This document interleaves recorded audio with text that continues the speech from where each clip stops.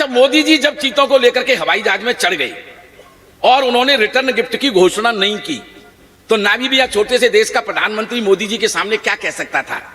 खींच निपोरते हुए उसने कहा, क्योंकि विदेश में यह कल्चर है कि रिटर्न गिफ्ट मत दो तो सामने वाला अपनी तौहीन ही समझता है। जब रिटर्न गिफ्ट की घोषणा नहीं हुई तो उसने खींच निपोरते हुए कहा कि हमने आपको अपने देश की तरफ से चीते, बहुमूल्य चीते उपहार में दिए हैं, आप अपने देश की तरफ से, हिंदुस्तान की तरफ से हमें रिटर्न गिफ्ट में क्या दिलवाएंगे? सर, जवाब में, मोदी जी के जवाब में व्यंग्य छुपा हुआ है। आप हिंदुस्तान की तरफ से हमें रिटर्न गिफ्ट में क्या दिलवाएंगे? मोदी जी मुस्कुराए और फिर बोले कि हम तुम्हारे यहां केजरीवाल को भिजवाएंगे। समझ में आ गया? तो एक बार ताली बजाओ, मैं चंद सुनाता हूं। 2024 में कैसे प्रधानमंत्री बनेंगे ये सुनो सर आप। 2014 से मैं पीएम बना हुआ हूं, देशद्रोहियों की अब टांगे तोड़वाऊंगा। 2014 से मैं पीएम बना हुआ हूं, देशद्रोहियों की अब टांगे तोड़वाऊंगा। धारा 370 की ऐसी तैसी मार दी है, धारा 370 की ऐसी तैसी मार दी है। पत्थरबाजों के अब सर मुड़वाऊंगा, पत्थरबाजों के ठाके के लिए तैयार रहना। 2014 से मैं पीएम बना हुआ हूं, देशद्रोहियों की अब टांगे तोड़वाऊंगा। धारा 370 की ऐसी तैसी मार दी है, धारा 370 की ऐसी तैसी मार दी है। पत्थरबाजों के अब सर मुड़वाऊंगा। चना, चीनी, चावल और नमक भी खिला चुका हूं, और क्या मैं तुमसे अखरोट तोड़वाऊंगा? चना, चीनी, चावल और नमक भी खिला चुका हूं, और क्या मैं तुमसे, फिर ठाके के लिए तैयार रहना, चना, चीनी, चावल और नमक भी खिला चुका हूं, और क्या मैं तुमसे अखरोट तोड़वाऊंगा?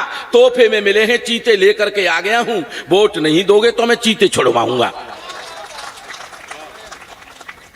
तो सर, इस तरह की भी बातें, देखो हम ज्यादा राजनीतिक बातें करते नहीं है। माननीय मोदी जी जब से देश के प्रधानमंत्री बने 2014 से, ईमानदारी से हमें पहली बार ऐसा महसूस होने लगा है कि देश में कोई आदमी प्रधानमंत्री है। वरना 10 साल तक हमने ऐसे आदमी को झोला जो बोलता ही नहीं था। सही कह रहा हूं ना सर मैं? और कितने बिल पास हुए हैं, नोटबंदी, जीएसटी, ये तमाम सर मोदी जी के आने से ही तो हुए हैं। नोटबंदी, उज्ज्वला योजना, स्वच्छता अभियान, पता नहीं कितने कितने जनहित के काम हैं, लेकिन इंप्लीमेंट उनका खराब है सर। कभी का काम होता है, उस इंप्लीमेंटेशन जो उसकी व्यवहारिक स्थिति है उससे भी सरकार को अवगत कराए, ये कभी का उत्तरदायित्व होता है। 2-4 पंक्तियां सुन लो, आनंद आ जाएगा आपको। धंधो नयो करण नहीं दे रहे, जीएसटी से इतनी मुश्किलें खड़ी हो गई हैं को कोई नया कारोबार शुरू करने में बहुत दिक्कतें आती हैं। धंधो नयो शुरू नहीं, धंधो नयो करण नहीं दे रही। मेरी भाषा पर थोड़ा ब्रज का असर है, इसलिए कोई इत्तेफाक मत लेना। अगर समझ में आ रही हो तो तालियां बजा करके मुझे सूचित कर दो। मैं 2-4 पंक्तियां सुनाता हूं आपको, सुनिएगा। धंधो नयो करण नहीं दे रहे, रुपया घरे धरन नहीं दे रहे। नोटबंदी, धंधो नयो करण नहीं दे रहे, रुपया घरे धरन नहीं दे रहे। शौचालय में पानी नहीं है और बाहर हमें करण नहीं दे रहे। तालियां थोड़ी सी कम आई आपकी। गैस सिलेंडर घर घर पहुंचे और चूल्हा घरे जरन नहीं दे रहे। और जियो की सिम हाथ हाथ में, जियो जियो जियो जियो की सिम हाथ हाथ में, और फिर हमें जीवन नहीं दे रहे। जबरन जीवन बीमा कर दो, जबरन जबरदस्ती खाते खुलवाई दे, जबरन जीवन बीमा कर दो। अब ढंगते हमें मरण नहीं दे रहे, धंधो नयो करण नहीं दे रहे। ताली थोड़ी सी कम आई आपकी, थोड़ी सी कम आई। मैं एक कविता सुना करके अपना स्थान ग्रहण कर लेता हूँ, ज्यादा समय हो गया, लेकिन एक कविता सुना करके पता नहीं फिर कब आना होगा। तुम्हें ट्रेन नहीं पकड़ना है क्या? पकड़ी जाएगी क्या? तुम्हारी तो 5-6-50 में। आपने तमाम विषयों पर कविताएं पढ़ी होंगी, सुनी होंगी। तमाम रिश्तों पर लोगों ने कविताएं लिखी, बेटी पर कविता लिखी, पिता पर कविता लिखी, मां पर कविता लिखी। लेकिन एक ऐसा रिश्ता भी है बहन जी जिस पर आज तक आपने कविता नहीं पढ़ी होगी। पढ़ी इसलिए नहीं होगी किसी ने लिखी नहीं, सुनी इसलिए नहीं होगी किसी ने लिखी नहीं। फूफा, मैंने फूफा पे कविता लिखी है। फूफा जानते ना? मैंने क्यों लिखी? तुलसी, सूर, कबीरा, मीरा एक दिन सपने में आए, छाती कूटी, माथा फोड़ा, आंखन में आंसू ले आए। भक्ति भाव के हमने जाने कितने ग्रंथ बनाए, पर फूफा जी के ऊपर हम नहीं 4 आंख लिख पाए। फूफा जी के ऊपर 4 अक्षर नहीं लिख पाए, इतने बड़े कवि होकर मैंने कविता लिखी है। जब हम किसी विषय पर सर कविता लिखते हैं तो हमें उसका अध्ययन करना पड़ता है, तमाम अच्छे बड़े लोगों को सुनानी पड़ती है। तो मैंने तमाम बुजुर्गों से पूछा कि ये फूफा क्या बीमारी है, तो बुजुर्गों ने बताया कि पिता की बहन के पति को फूफा कहते हैं। मैंने कि इसका काम क्या है, समाज में शांति स्थापना बनाए रखना। इसलिए आपने देखा होगा शादी ब्याह में जितने भी झगड़े टंटे होते हैं वो दूल्हे का जीजा करवाता है, फूफा आकर के शांत कराता है। बेटा शादी हो जाने दे, तुझसे पहले इस घर के जीजा हम हुआ करते थे, आज फूफा हो गए हैं, कल तू भी फूफा हो जाएगा, शादी हो जाने दे। और शादी हो जाती है।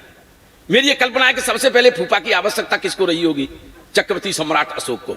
कलिंग युद्ध के बाद जब वो आत्महत्या की सोचने लगे थे तो बौद्ध धर्म से उनको बड़ा संबल मिला, जो उन्हीं के वंशज थे, तथागत गौतम बुद्ध हो सकता है उनके फूफा लगते हों। अब मैं एक ऐसी कविता सुनाना चाहता हूं जिसमें तर्क देना चाहता हूं कि जहां जहां फूफा होते हैं वहां शांति व्यवस्था बन जाती है, जहां फूफा नहीं होते हैं वहां सर्वनाश हो जाता है।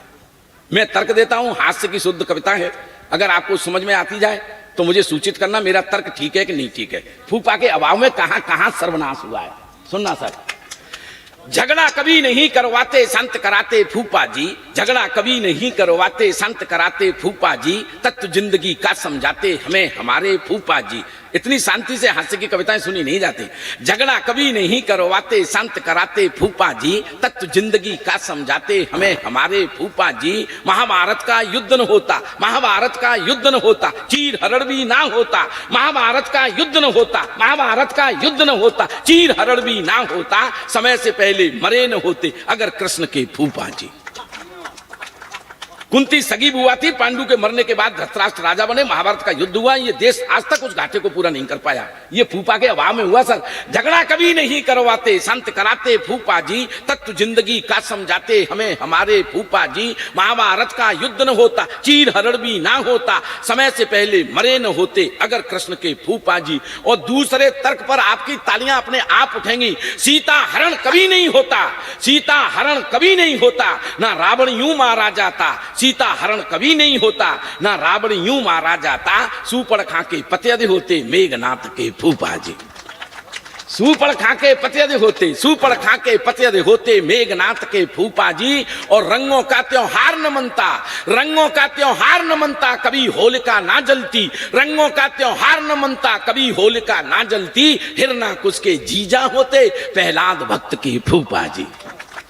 हिरणाकुश के जीजा होते, हिरणाकुश के जीजा होते प्रहलाद भक्त के फूफा जी। ये तीन तर्क मैंने 3 युगों से निकाल करके आपको दिए हैं। वर्तमान की राजनीति के कुछ तर्क आपके सामने रखता हूं और हास्य का परसेंटेज बढ़ाता हूं। कांग्रेस की ऐसी हालत अपने देश में ना होती, कांग्रेस की ऐसी हालत अपने देश में ना होती, सोनिया के नंदोई होते राहुल गांधी के फूफा जी। तालियां कम आई सर आपकी, है ना। सोनिया के नंदोई होते राहुल गांधी के फूफा जी। और 2019 की बातें, 2019 की बातें बिल्कुल बेईमानी लगती। लोकसभा का जो परिणाम आया वो ऐसा लगता कि ये बेईमानी सी हो रही है। लेकिन मेरी बात सुनना और तर्क आपको ठीक लगे तो ठाके के साथ मुझे सूचित करना। 2019 की बातें बिल्कुल बेईमानी लगती। मायावती के पत्यद होते यादव अखिलेश के फूफा जी, मायावती के पत्यद होते यादव अखिलेश के फूफा जी। और इस अगली पंक्ति पर आप अपने ठाके को रोक करके दिखाना, अगर व्यंग समझ में आ जाए तो मुझे सूचित करना।